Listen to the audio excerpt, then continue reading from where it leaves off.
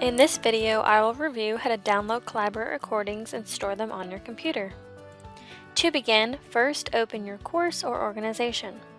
In BB Original, Collaborate is located in the left-hand course menu.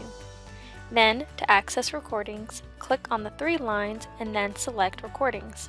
In BB Ultra, Collaborate is located under the Details and Actions toolbar.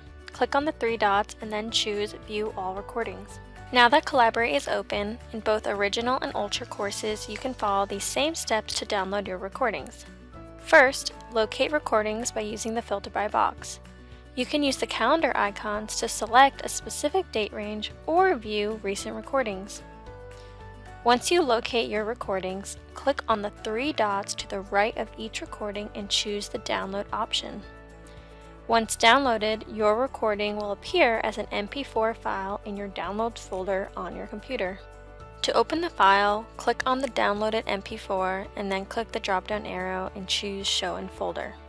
Here, you can rename your file as well.